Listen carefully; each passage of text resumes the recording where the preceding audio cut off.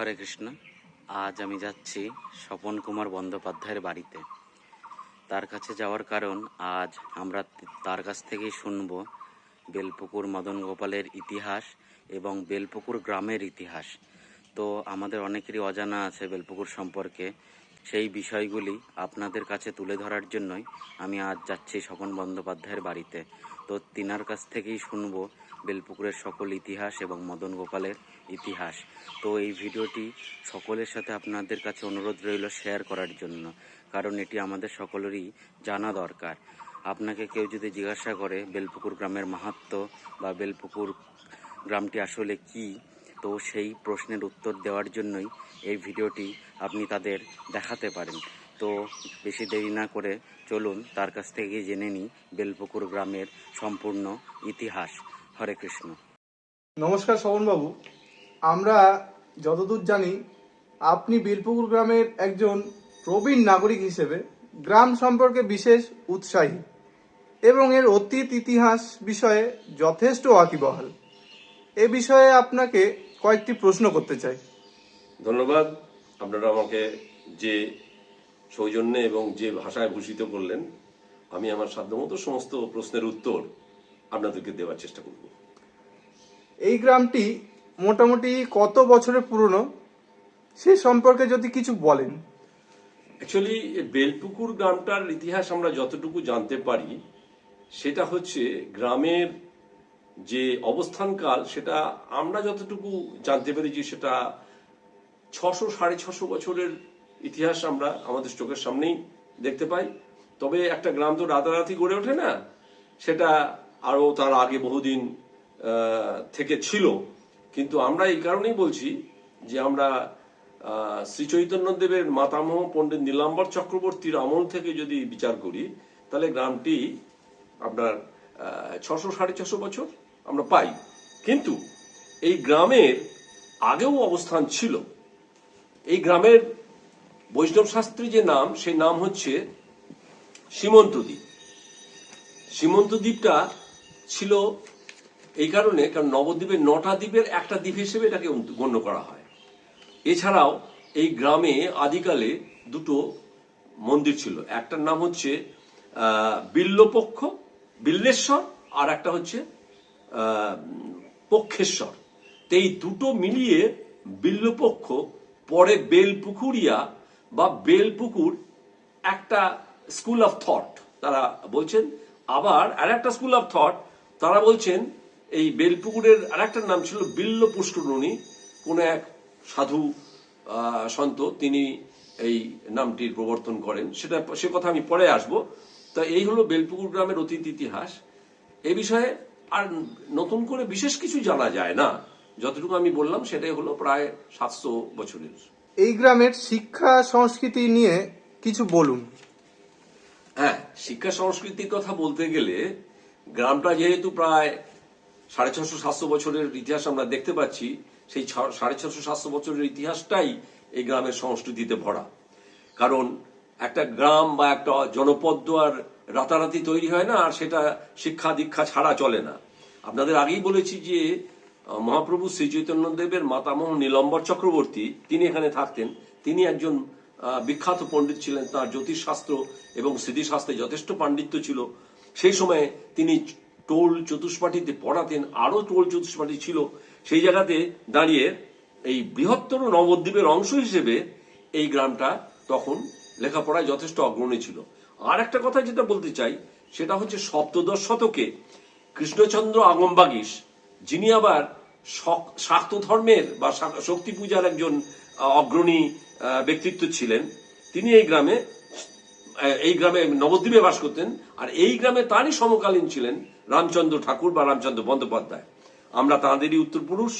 এই গ্রামে তারা থাকতেন। সেই সময় প্রচুর পরিমাণে পড়াশোনা এবং হতো।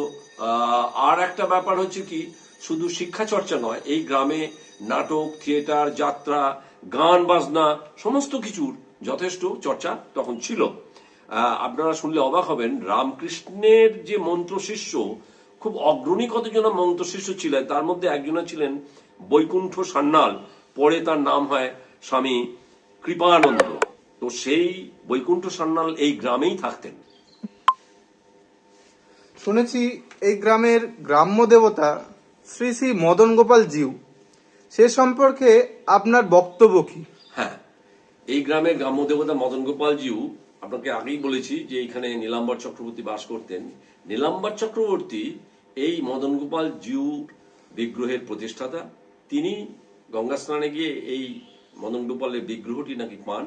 পরে তিনি সেটাকে অঙ্গরাগ করে এবং অন্যান্য উপচারে পুজো অর্চনা করে ওটাকে প্রতিষ্ঠিত করেন, এবং তারপরে এটা দীর্ঘদিন ধরে তিনি পূজা অর্চনা করেছেন। কিন্তু দুর্ভাগ্যক্রমে তার বংশ লোপ পাওয়ার পরে এই বিগ্রহটি গ্রামের লোকেরা, তৎকালীন যুগে জমিদাররা, তারা পূজা অর্চনা শুরু করেন, এবং তারপরে আস্তে আস্তে জমিদারি প্রথা চলে যায়, ব্রিটিশ এসেছিল, ব্রিটিশরাও চলে যায়, তখন এটা গ্রামের লোকের হাতেই অর্পিত হয়, এবং সেই গ্রাম্য কমিটি এই দেবতার পুজো করে আসছে, এবং এই বিগ্রহ এখন নিজে যথেষ্ট সম্মানের সঙ্গে, যথেষ্ট আগ্রহের সঙ্গে লোকে আসে, পুজো করে এবং বিগ্রহের উপাসনা করে, নাম সংকীর্তন হয়, এটা এখনো চলছে। আচ্ছা, শ্রী শ্রী মদন গোপাল বিগ্রহের সঙ্গে ইসকন বা অন্যান্য বৈষ্ণব মঠ মন্দিরের সম্পর্ক কি? অ্যাকচুয়ালি ভগবানের সঙ্গে ভক্তের যে সম্পর্ক, এই আমাদের শ্রী শ্রী মদন গোপাল জিউর সঙ্গে ইসকন বা অন্যান্য মঠ মন্দিরের এই সম্পর্ক। আমরা তো কোনো ভক্তকে বলতে পারি না এটা আমার দেবতা বা আমার বিগ্রহ, অতএব তোমার প্রবেশ নিষেধ, এটা আমরা যেহেতু বলতে পারি না। ইসকন সেই জন্যই একটি প্রতিষ্ঠান হিসেবে, ইসকন মানে তো international society for Krishna consciousness, বা বাংলায় যেটাকে আমরা বলি কৃষ্ণ ভাবনামৃত সংঘ, যার প্রতিষ্ঠাতা শ্রী শ্রী প্রভুপাদ, এসি ভক্তি বেদান্ত। তো তারা আসেন, তারা পুজো করেন, তারা বৈষ্ণব ধর্ম সম্পর্কে ভারতবর্ষে প্রচার করছেন। সেই হিসেবে তারা একটা ধর্মীয় প্রতিষ্ঠান, তাদের সঙ্গে আমাদের সম্পর্ক ঠিক ভক্তের সঙ্গে ভগবান। এছাড়াও আমাদের দেশে হাজার হাজার মঠ মন্দির আছে, তারাও আসেন। বিষ্ণুর পূজা তো আজকে হয়নি, বিষ্ণুর পূজা সেই ভগবান বিষ্ণুর প্রহ্লাদ যে ভগবান বিষ্ণুর পুজো করেছেন। তারপরে আমাদের দেশে মথুরা, বৃন্দাবন, দ্বারকা, নবদ্বীপ, এখানে যদি আমরা দেখি তাহলে হাজার হাজার মঠ মন্দির আছে, তারাও যেরকম ভাবে পুজো অর্চনা করেন বা ভগবানের আরাধনা করেন, ইসকনও সেভাবেই করছে। আলাদা করে ইসকনের কোনো বিশেষ ভূমিকা নেই। আর সত্যি কথা বলতে কি, ইসকনের প্রতিষ্ঠা হয়েছে 1966 সালে। শ্রী প্রভুপাদ, শ্রী এসি ভক্তি বেদান্ত এর প্রতিষ্ঠা করে। তাহলে 1966 সাল থেকে আজ পর্যন্ত যদি দেখা যায়, মানে কত বছর হচ্ছে? 68 বছর। তো তার আগে তো এই ভগবানের বিগ্রহ ছিল, পূজা হয়েছে শত শত বছর ধরে। সুতরাং এটার মধ্যে আলাদা করে বৈশিষ্ট্য দাবি করার কোনো কারণ নেই। এই হচ্ছে আমার বক্তব্য। যতদূর জানি বেলপুকুরে প্রচুর কালী পুজো হয়, তাহলে স্বাভাবিকভাবেই প্রশ্ন ওঠে, বৈষ্ণব কালচারের সাথে শাক্ত কালচারের কোনো সংঘাত হয় না? হ্যাঁ, এটা একটা খুব দামি প্রশ্ন আপনি করেছেন। এটা আমাদের গ্রামের একটা গর্ব, কারণ বৈষ্ণব কালচারটা শুরু হয়েছে, বা ভক্তি যে আন্দোলন, ভক্তিবাদের যে প্রচার, সেটা শুরু হয়েছিল মূলত ভগবান মহাপ্রভু শ্রী চৈতন্য দেবের আমল থেকে। তিনি এই বৈষ্ণব ধর্মটাকে আরো বেশি এগিয়ে নিয়ে গিয়েছিলেন।